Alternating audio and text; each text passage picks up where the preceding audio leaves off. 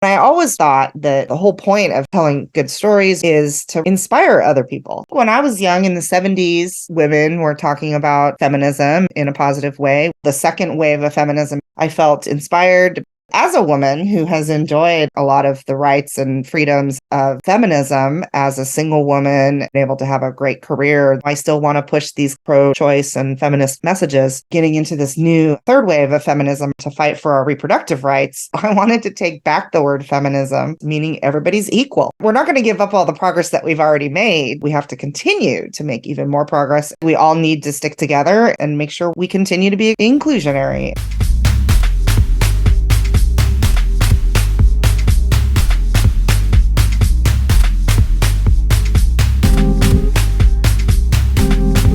Welcome to Angel City Culture Quest, where art, social justice, and the environment meet in Los Angeles.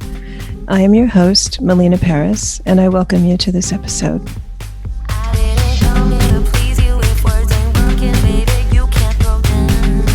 Hello, folks. Welcome to Angel City Culture Quest. Today, we're talking to filmmaker Pamela Torrance in discussion of her documentary, We're Not Going Back, and how in a leap of faith, she journeyed from earning a science doctorate to producing her pro-choice documentary. Hi, Pamela. I'm so happy to have you here today. I'm happy to be here. Thank you for being here on this bright, sunny morning. Here is some background on our guest. From her start in science to sales, and now embracing storytelling, a lifelong love, Pamela enjoys tapping into her right brain in service to creative endeavors. Her love of logic and puzzles at a young age naturally guided her to pursue science. Pamela earned a doctorate in molecular and cell biology from UC Berkeley, and then worked for a few years in drug discovery. But after realizing she was more social than studious, she pivoted to a career in sales in the pharmaceutical development industry for many years.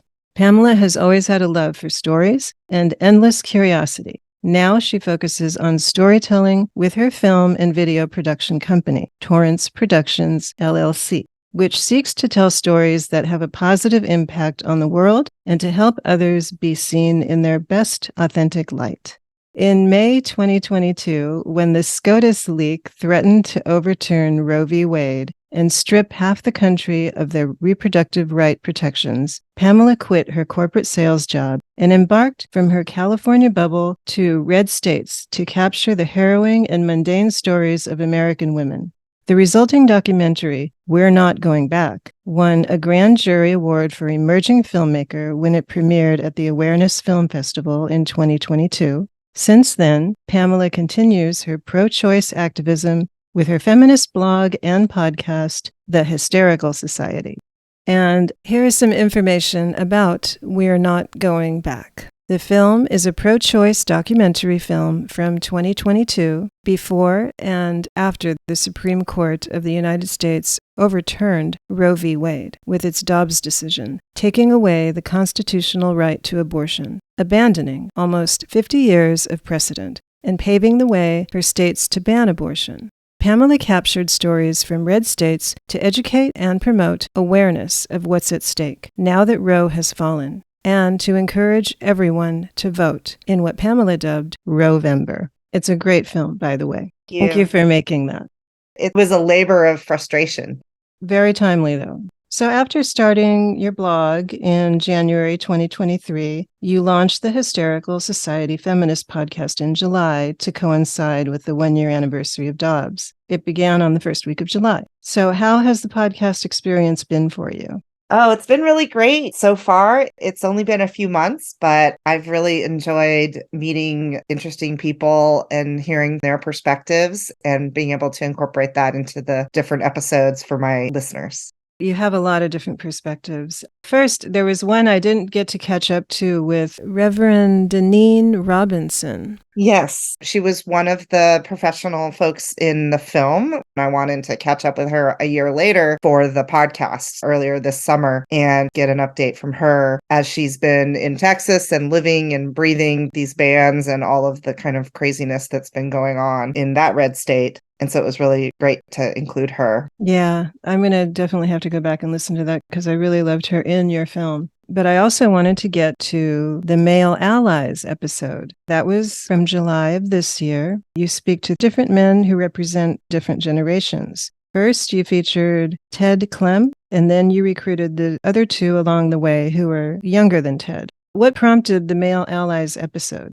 Well, I had been pushing social media when I started the film process. For over a year, I had been out there on Instagram and Facebook trying to push pro-abortion messaging with new blog posts or new podcast episodes. But what was interesting is that whereas most of the folks like me who are out there doing this type of social media work, most of us are women, of course, because it's a very female issue, abortion and abortion rights, there were a few men out there. And I was really just intrigued, and I felt inspired by these cis heterosexual men who were really caring about the issue as much as I was, and my cohort as well. And so they were really putting out good messaging and liking my posts and interacting with the things that I was putting out there.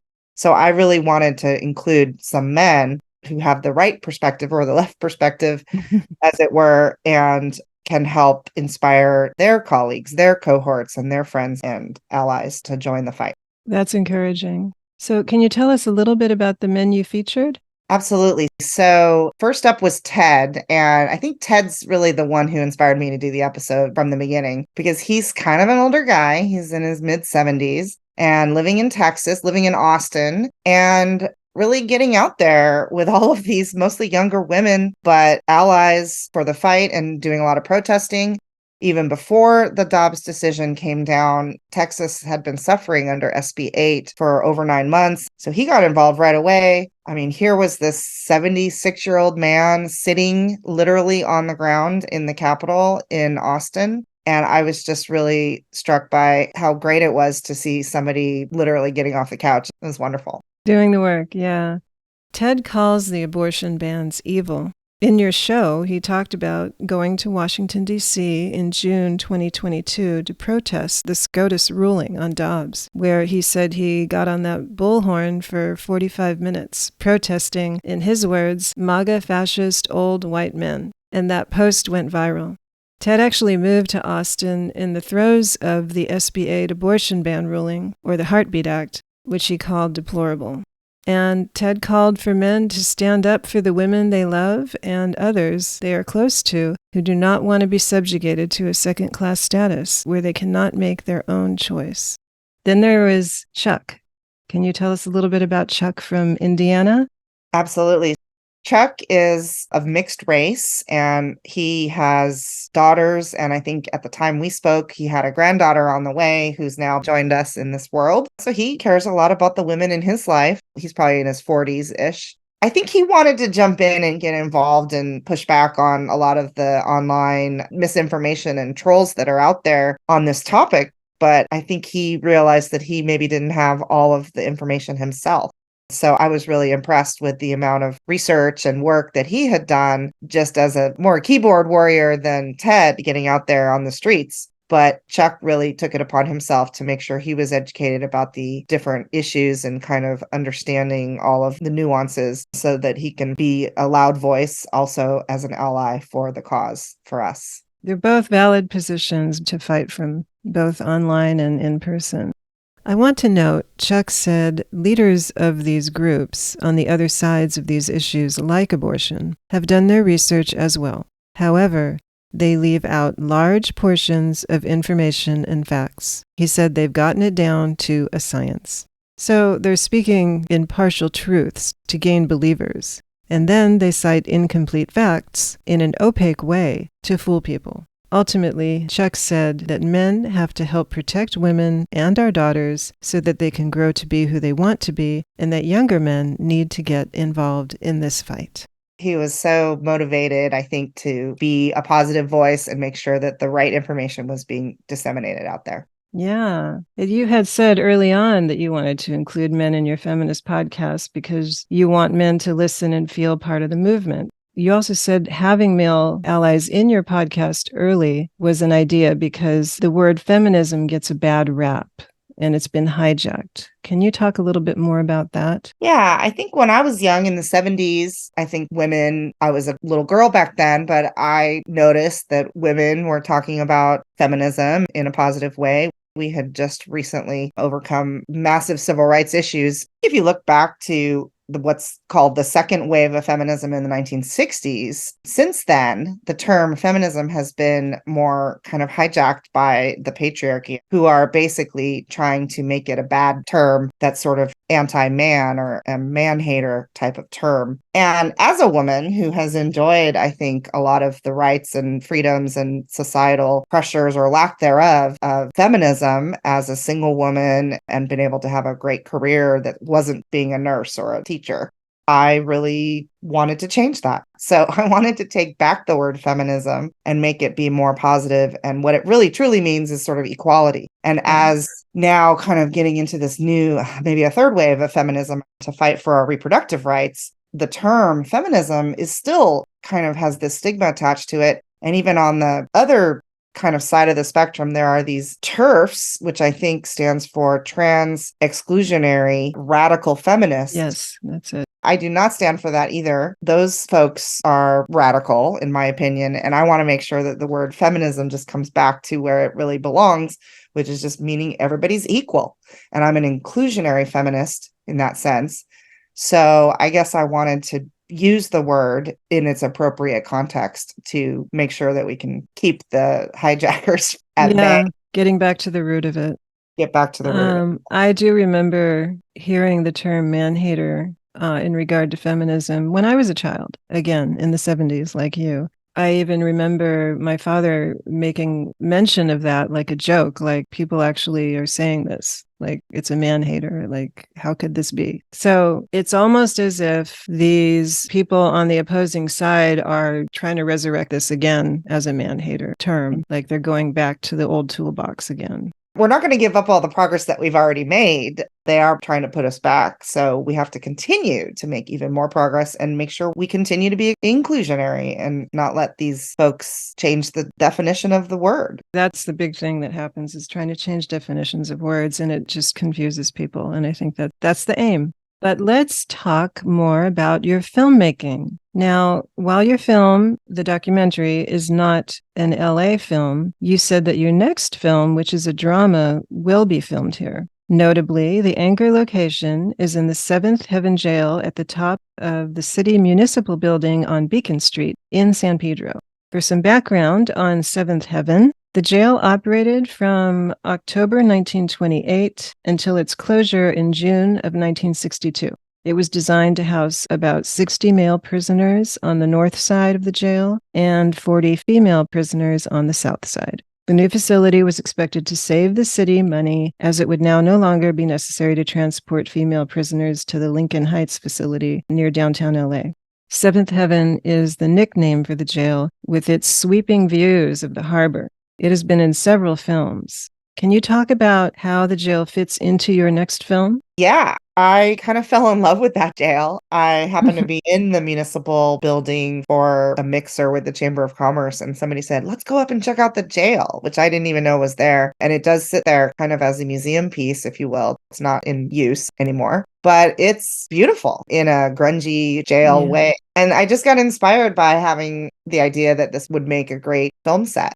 So in my film, it'll double as a Southern jail because the film, is going to be set in a red state, not any specific states, but just any of these red states with the horrible abortion laws that they already have in place. And what I was inspired by is to take the horrible stories that are actually in real life in the news for the last year or so since the Dobbs decision, and to incorporate those into a dramatization or a narrative that will highlight some of the atrocities that people are having to go through these days in 2023. So the jail will be kind of the main setting because what they'll do is bring in women for abortion crimes. And that part is a little bit dystopian in the near future, but maybe, unfortunately, by the time the film comes out, that might have actually already happened, that people will be put in jail.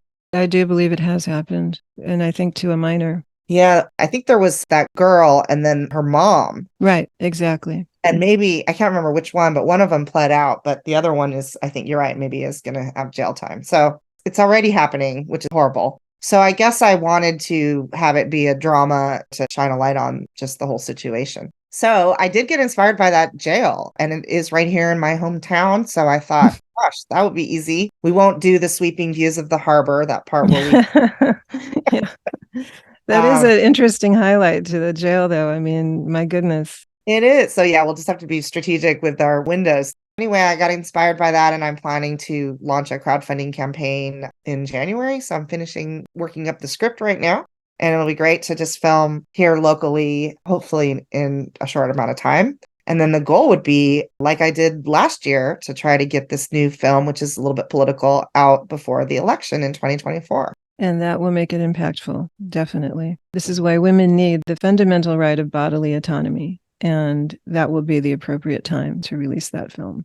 Absolutely. I hope I can get it done before then. Now, I feel like my first film, the pro-choice documentary, was really important and impactful. It had a lot of horrible but important messaging and stories. But at the end of the day, it was, a little bit tough to watch because it was heartbreaking in so many ways. And I guess I kind of wanted my next film to be a little more entertaining. So even though I still want to push these kind of pro-choice and feminist messages, I thought if I can dramatize impactful stories with different characters that have backstories that will be meaningful to the audience. So I think that was where I was going as I'm planning for this. And I wanted it to be more of a feature drama instead of a documentary. And in theory, if I could have even half the impact of important films like, for example, Women Talking, which was a recent Sarah Polley film from last year that had a lot of Oscar buzz and was really impactful in the feminist movement as well. So that would be an example of a film that I would love to emulate. Yeah, an important film. And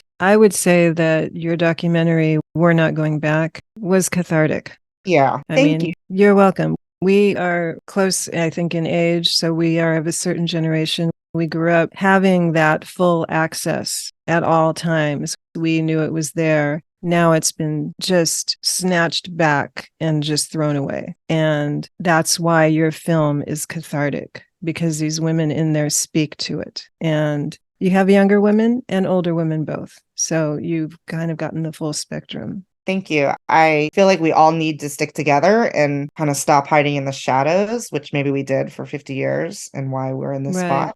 If we just talk about it more, share our stories, and recognize that I think it's 1 in 4 women are going to have an abortion likely before they're done with their reproductive years. Even Ted mentioned that in your episode about close to that subject, that I think it was roughly 63% of women who have not had a child do not want to have a child. We're talking about a majority of people who do not want to have a child, yet these privileges are systematically being taken away. Yeah, and that's why I made the title of the film before the Dobbs decision landed, which was maybe a bit of a mistake. But the idea was we're not going back. We're just not going back. We're not going to stand for it. Yeah, the fight goes on. Absolutely. Hi, folks. If you're just tuning in, today we're talking to filmmaker Pamela Torrance in discussion of her documentary, We're Not Going Back, and how, in a leap of faith, she journeyed from earning a science doctorate to producing her pro-choice documentary. You can also find Pamela at torranceproductions.com, where you'll find her podcasts, her blog posts, and more on reproductive rights. Thank you.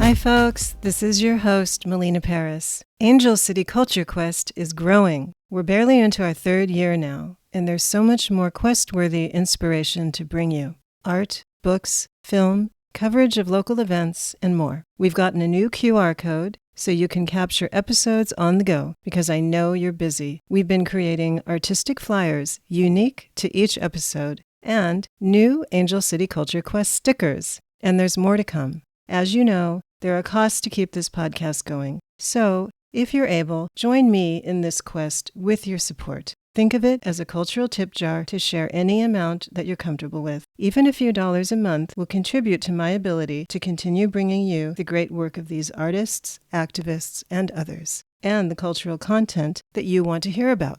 I would be honored to have your support. To donate, please go to my Patreon link at patreon.com/Angel City Culture Quest. There you can also see all of our past episodes. Thank you. Time is valuable and good. Please don't direct me to the bed. I'm giving you a minute or else I'll turn my back. So let's talk about the transition. You came from largely a business background.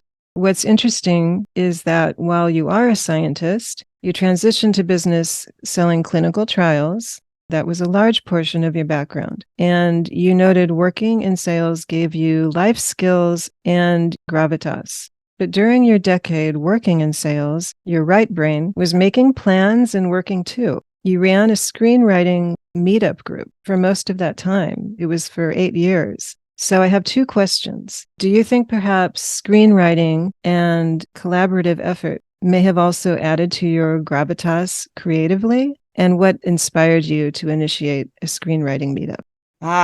That's great. Yes, I have been, I guess, a closeted creative now for many years, and I didn't realize it. And I just started having ideas back in like the 2010s ish. And I thought, gosh, I got to write these down. And I think that's how it starts.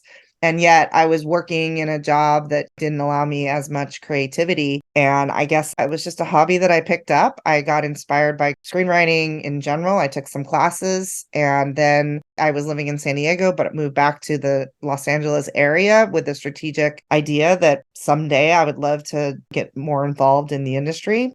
I was interested in getting involved in some sort of a writing group. And there was a meetup. So the meetup group that I ran for 8 years, I actually inherited. It had started soon after I moved here, and I had picked up on it because there were keywords that I had put in the online account. And then the group started. And 3 months later, the guy who started the group had to basically move on because he got a job and had to move. So I just kept going with the group. I don't think I would have started the group because I traveled a lot for work back then. And I think that commitment would have intimidated me.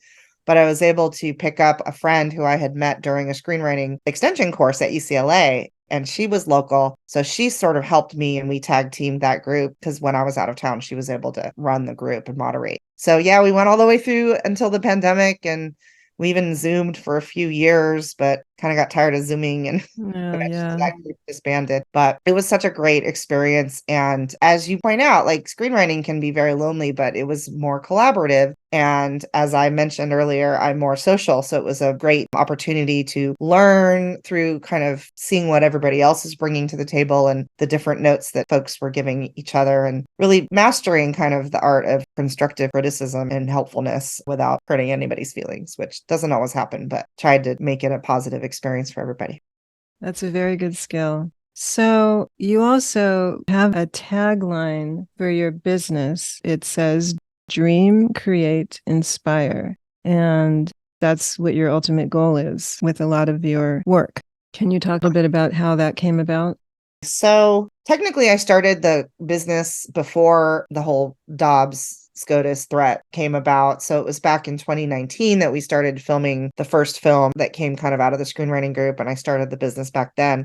And I always thought that the whole point of telling good stories or helping folks tell their story in a positive light for, say, an advertisement for a business or something like that is to really inspire other people. And I think that was kind of where I wanted to go with this business. And if that's the end goal, how do you get there to inspire people with video or film? First, you got to dream big and have these great ideas. And then you have to physically create them. And that was where I kind of wanted to help with that, bringing the dream to a reality. And then the inspiration is the next step with paying it forward, whether it's your customers, your friends, or just an audience in general, if you're doing a larger film, to be inspired by whatever aspect of their own life is important. So in that vein, I obviously did the pro-choice documentary and I wanted to inspire people to get to the polls. But that dream, create, inspire can apply to almost anything. Like I said, it could be for a small business trying to figure out how best to reach their customers and showcase what they can do, or it could be somebody who's older, about ready to retire and kind of putting together like a memoir type of video or anything. And so I wanted to sort of Definitely. be a part of that with helping people. Yeah. And there again, it's inclusive of everybody and anything that they love to do. So can you tell us, Pamela, what is coming up next for you? Well, I'm hoping to do this whole jail film we talked about. That'll be a big project if I can get it off the ground next year. And that is definitely going to be very exciting. And as kind of a smaller, more small business and videographer, if you will, I'm hoping to tap into a lot of the local small businesses here in town and help them to reach their customers, like I mentioned, and putting together different promos and online social media spots to help them. So I am hoping to market my services more for commissioned work next year. New year, new work. New Yeah, year, new work. that's And exciting. hopefully a lot of exciting things to work on. Well, keep us posted. And I do want to let listeners know we will have the link to Pamela's documentary, We're Not Going Back, in our show notes. So people can actually see the film there. Thank you, Pamela, for sharing that link with us. That was very generous of you. And watch it, people. It's an amazing film. And like I said, it's cathartic. And I'll leave it there. I hope that it will be cathartic to watch as well. Yes, indeed. Well, thank you, Pamela, for joining us today. Thank you very much. This has been fun.